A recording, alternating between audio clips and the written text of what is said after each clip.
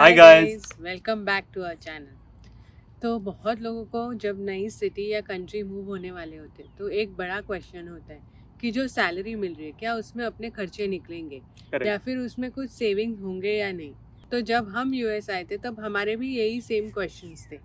और अभी रिसेंटली हमारे फ्रेंड ने भी हमको यही पूछा था कि मुझे XYZ पैकेज मिल रहा है तो क्या ये सफिशिएंट होगा या नहीं होगा। तो इसलिए हमने सोचा जो हमारा एक्सपीरियंस है और जो हमने डेटा रिसर्च की है वो आप लोगों के साथ शेयर करें आज, और जब आपको ऐसी अपॉर्चुनिटी आ रही है तो डिसीजन लेने में काफ़ी हेल्प होगी। राइट। तो लेट्स स्टार्ट। तो सबसे पहले बात करते हैं मेजर एक्सपेंस के बारे में, जो कि है अपार्टमेंट रेंटल का। अब इंडिया में भी जैसे मेट्रो सिटीज़ है, मुंबई, दिल्ली, जहाँ पे घर के रेंट बहुत ज़्यादा होते हैं, सेम यहाँ पे भी जो मेट्रो सिटीज़ है वहाँ पे घर के रेंट ज़्यादा होते हैं। तो अगर मुझे कुछ एग्जांपल देना है, जैसे कुछ expensive state like New York, California, जहाँ पे वन बेडरूम का रेंट ही स्टार्ट होता है $2000 से। और अगर मैं कोई एवरेज स्टेट में जाऊँ जैसे टेक्सास या फिर नॉर्थ कैरोलिना, वहाँ पे मुझे वन बेडरूम मिलेगा ऑलमोस्ट $1300 से $1800 तक। और अगर आप कोई सस्ते स्टेट में रह रहे हो लाइक मिशिगन, तो वहाँ पे वन बेडरूम का रेंज है ऑलमोस्ट $700 से $1200 तक। यहाँ पे रेंट और एक चीज़ पे डिपेंड करता है कि आप कौन से लोकेशन में रह रहे हो। अगर आप डाउनटाउन में रह रहे हो तो वहाँ पे रेंट ज़्यादा होगा, और अगर आप डाउनटाउन से थोड़ा दूर रह रहे हो तो वहाँ पे रेंट कम होगा। और जब मैं पहली बार यूएस आई थी तो मैं रह रही थी न्यू जर्सी में, और वहाँ पे मैंने लिया था एक शेयरिंग रूम। तो उस रूम में मुझे सिर्फ एक सिंगल बेड और एक साइड टेबल प्रोवाइड किया हुआ था, तो उसी के मैं भर रही थी $800, यस। क्योंकि वो न्यूयॉर्क से काफ़ी पास था। राइट। फिर उसके बाद हम हुए थे सियाटल। तो सियाटल में भी मैं वन बेड का बेलव्यू डाउनटाउन में, अच्छा लोकेशन आई मीन, तो वहाँ पे मैं भरी थी 1800 rent for one bedroom correct. Apartment. और फिर हम हुए थे एटलांटा। राइट। और एटलांटा में रेंट था around 13 to 1400 for same one bedroom apartment. अब हम रह रहे हैं लैंसिंग मिशिगन में, जहाँ पे वन बेडरूम का रेंट है $750। और जैसे मैंने पहले बताया कि डाउनटाउन और वहाँ से अगर आप थोड़ा दूर रहते हो तो रेंट में काफ़ी डिफरेंस होता है। तो अगर लैंसिंग में अगर मैं डाउनटाउन में रहता तो वहाँ पे वन बेडरूम का रेंट है ऑलमोस्ट $1100 से $1200। तो आप ऐसे लोकेशन चेक करके पैसे बचा सकते हो।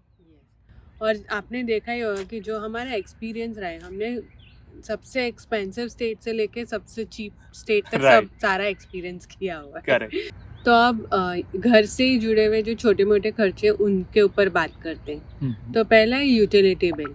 तो यूटिलिटी में यहाँ पे इंक्लूडेड होता है वाटर, सीवेज, ट्रैश।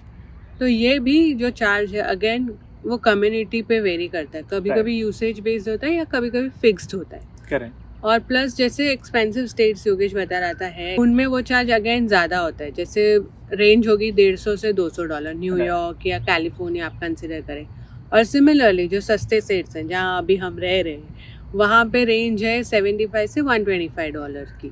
जो कम्युनिटी में हम रह रहे हैं उसमें एक और प्लस पॉइंट रेंट का ये है कि ये जो यूटिलिटी चार्ज है वो उसी में इंक्लूडेड है, तो हमारा एक्स्ट्रा कुछ भी पैसा वहाँ खर्चा नहीं होता। राइट। अब बात करते हैं अपार्टमेंट रिलेटेड और एक एक्सपेंस के बारे में, जो कि इलेक्ट्रिसिटी। अब ये वेरी होता है सीजन वाइज। तो यहाँ पे दो मेजर सीजन है, एक तो है विंटर और दूसरा है समर। तो समर में यहाँ पे इलेक्ट्रिसिटी बिल थोड़ा ज़्यादा आता है क्योंकि बहुत सारे लोग एसी यूज़ करते हैं। अब समर में हमारे वन बेड का इलेक्ट्रिसिटी बिल आता है ऑलमोस्ट $60 to 70। वही अगर विंटर में मैं चेक करूँ तो वो जाता है $30 to 40। अब विंटर में यहाँ पे घरों में हीटर लगाया जाता है, और अगर वो हीटर इलेक्ट्रिसिटी पे है तो विंटर में भी इलेक्ट्रिसिटी का बिल ज़्यादा आ सकता है। वो आ जाता है ऑलमोस्ट $70 to 80 तक। अब हमारे यहाँ पे जो हीटर है वो चलता है गैस पे, और जो हमारे रेंट में इंक्लूडेड है, तो वो भी एक एडिशनल एडवांटेज है हमारे लिए कि काफ़ी सारे पैसे इसमें भी हमारे बच जाते हैं। और इसीलिए जब आप कोल्ड प्लेसेस पे मूव होने का प्लान कर रहे हो तो आपको ये पॉइंट ज़रूर ध्यान में रखना है कि हीट आपके रेंट में इंक्लूडेड है या नहीं। राइट। अब इन खर्चों के बाद कुछ छोटे मोटे खर्चे भी है, जैसे इंटरनेट। अब यहाँ पे अगर आप एक अच्छा सा प्लान लेने जाओ तो $40 या $50 में आपका मंथली इंटरनेट का बिल आ जाता है। अब अपार्टमेंट रिलेटेड और एक खर्चा आता है रेंटल इंश्योरेंस। यहाँ पे बहुत सारे कम्युनिटी रेंटल इंश्योरेंस मैंडेटरी करते हैं। तो वन बेड के लिए मंथली रेंटल इंश्योरेंस का कॉस्ट जाता है ऑलमोस्ट $10 से $15। तो अब हमारा अगर महीने का खर्चा देखें तो $750 for rent, plus $50 for internet, और $50 से $100 फॉर इलेक्ट्रिसिटी। तो ऑलमोस्ट $850 में हमारा महीने का घर का खर्चा हो जाता है। तो अब बात करते हैं नेक्स्ट पॉइंट के बारे में, जो कि है ट्रांसपोर्टेशन। तो अगर आप कोई मेजर सिटी या डाउनटाउन में रह रहे हो तो आपके लिए बेस्ट ऑप्शन है पब्लिक ट्रांसपोर्ट, क्योंकि यहाँ पे पार्किंग के चार्जेस बहुत ज़्यादा होते हैं, तो आपको मंथली 100 से $200 तक पार्किंग के लिए पे करना पड़ सकता है। प्लस डाउनटाउन में ट्रैफिक भी बहुत ज़्यादा होती है, तो इसीलिए हम तो सजेस्ट करेंगे कि ऐसे जगह पे आप पब्लिक ट्रांसपोर्ट ही यूज़ करें। अब यहाँ पे पब्लिक ट्रांसपोर्ट का मंथली खर्चा आता है 100 से $200, जो डिपेंड करता है आपके यूज़ पे। करेक्ट। और अगर आप डाउनटाउन या मेजर सिटीज़ में नहीं रहते हो तो कार एक लग्जरी नहीं, नेसेसिटी बन जाती है। राइट। तो आपको कार से कम्यूट ही करना है, बिकॉज यहाँ पे मेजर सिटीज़ के अलावा कोई भी और छोटे टाउन या सिटीज़ में पब्लिक ट्रांसपोर्ट बहुत लिमिटेड है या है Right. ही नहीं। तो अगर आप कोई डिसेंट साइज कार लेने का प्लान करते हो तो उसका ईएमआई आपको गिरेगा एक $300 तक, और उसके लिए आपको यहाँ पे इंश्योरेंस भी लेना पड़ेगा जो कि होगा $100 का। तो अप्रॉक्सीमेटली 400 $450 तक आपका कार का खर्चा आ जाएगा। ऑन टॉप ऑफ दैट आपको गैस और मेंटेनेंस का खर्चा आएगा वो अलग से। अगर आपको कोई एक्सपेंसिव कार या लग्जरी कार के बारे में डिटेल्स चाहिए और उसके एक्सपेंस जाने, तो हमने एक वीडियो बनाई थी, आप वो चेक कर सकते हैं। हम उसकी लिंक डिस्क्रिप्शन बॉक्स में डालेंगे और प्लस ऊपर उसका लिंक भी पॉप हो रहा होगा। तो अब नेक्स्ट पॉइंट पे चलते हैं, जो कि अपना मेडिकल इंश्योरेंस का एक्सपेंस। तो ज़्यादातर जो बड़ी कंपनीज हैं वो आपको आपके पैकेज के साथ मेडिकल इंश्योरेंस प्रोवाइड करती है, ये सारे बेनिफिट्स इंक्लूडेड होते हैं। तो जो उनका खुद का मेडिकल इंश्योरेंस जब वो प्रोवाइड करते हैं तो वो काफ़ी सस्ता पड़ता है। जैसे हम लोगों को तब पड़ता था 300 350 फॉर फैमिली ऑफ 2, जिसमें अच्छा मेडिकल इंश्योरेंस तो था ही, प्लस डेंटल और विजन भी था, और डिडक्टेबल बहुत कम था उसमें। राइट।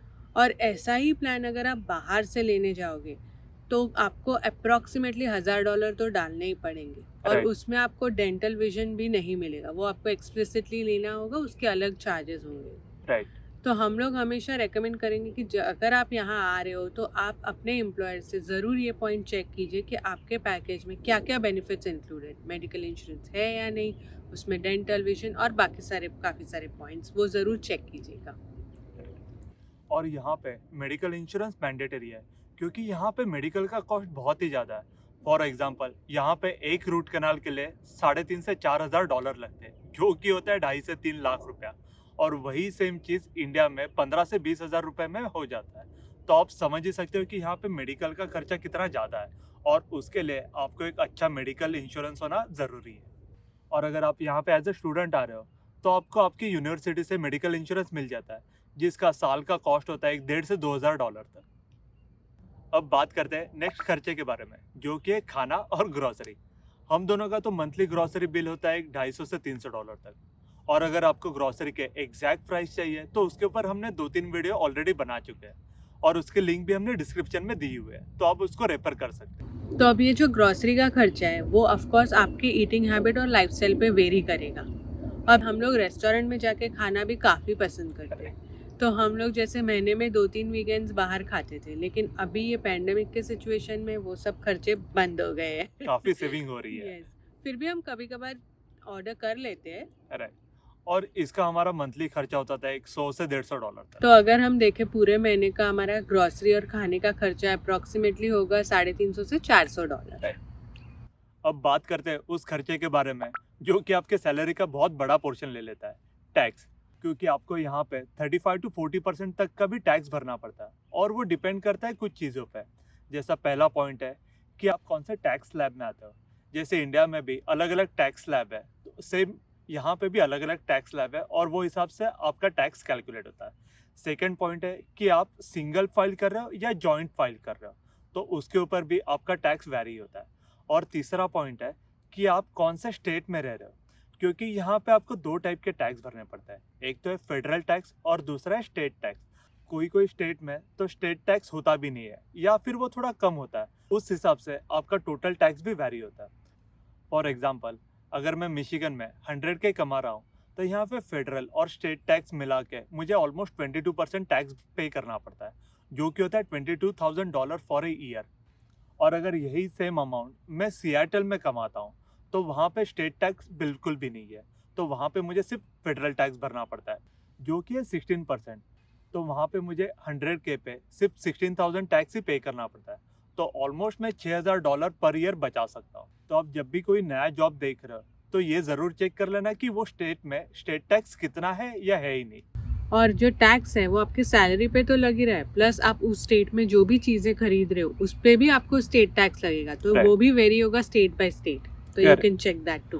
तो ऑब्वियसली जिस स्टेट में टैक्स नहीं है वहाँ पे आप काफ़ी सारे सेविंग कर सकते हो। और अगर आपको ये टैक्स का डिडक्शन जानना है हर सिटी और स्टेट के हिसाब से, तो हमने एक लिंक दिया डिस्क्रिप्शन में जो आप चेक कर सकते हो। तो उसमें आप एक वेरिएबल अमाउंट डाल दीजिए, सिटी स्टेट डालिए, तो आपको उस हिसाब से पता चलेगा कितना डिडक्ट होगा आपके अमाउंट में से। राइट, तो आप फिर उस हिसाब से प्लान कर सकते हो। इन खर्चों के बाद और एक खर्चा है जो कि है फ़ोन का। आप यहाँ पे अगर कोई अच्छा सर्विस प्रोवाइडर लेते हो जैसे AT&T है या T-Mobile, तो आपको उसका मंथली बिल आएगा एक $35 to $40। अब यहाँ पे कोई सस्ते ऑप्शंस भी अवेलेबल है और जिनका मंथली बिल आता है एक $20 से $25, लेकिन उनका कवरेज जो है वो आपको सिटी के बाहर इतना अच्छा नहीं मिलेगा। तो अगर आप सिटी में ही रहने वाले हो तो आप वो ऑप्शन भी सिलेक्ट कर सकते हो। प्लस अगर आप फैमिली प्लान लेना चाहते हो तो उसमें आपकी थोड़ी बहुत बचत हो सकती है, बिकॉज Correct. उसमें थोड़े सेकेंड लाइन थर्ड लाइन पे डिस्काउंट्स होते हैं। करेक्ट। और ये जो नेसेसरी खर्चे थे उनके अलावा कुछ छोटे मोटे और खर्चे जैसे जिम या शॉपिंग, तो उसमें भी थोड़े बहुत आपके एक्सपेंस हो सकते हैं, तो आप एक बफर आप $100 या $150 लगा के उसका रख सकते हो। करेक्ट। तो सिर्फ 100K का पैकेज देख के आप तुरंत डिसीजन मत लीजिए, आप ये सारे फैक्टर्स कंसिडर कीजिए। इसके साथ साथ उसका एक्सपेंस कितना होगा, आपकी सेविंग्स कितनी होगी, वो सब आप Right. कैलकुलेट कीजिए और फिर ही डिसीजन लीजिए। वैसे हमने आपके रेफरेंस के लिए 3 सिटी का प्राइस कंपैरिजन का चार्ट बनाया हुआ है जो आपको अभी आपके स्क्रीन पे दिख रहा होगा, जिससे आपको ये सब कैलकुलेशन काफ़ी इजीली समझ में आ जाएगा और आपको कोई भी डिसीजन लेने में हेल्प हो जाएगी। ये जो एक्सपेंसेस थे या इनके अलावा कोई एक्सपेंस के बारे में अगर आपको कोई भी और इन्फॉर्मेशन चाहिए तो हमें ज़रूर बताइए कमेंट बॉक्स में। यस, और अगर आपको ये वीडियो इन्फॉर्मेटिव लगा हो तो इसको लाइक और शेयर करना मत भूलिएगा। और हमारे द पॉकेट कंपास चैनल को भी सब्सक्राइब कीजिए। Keep watching guys and bye till we see you again. Bye.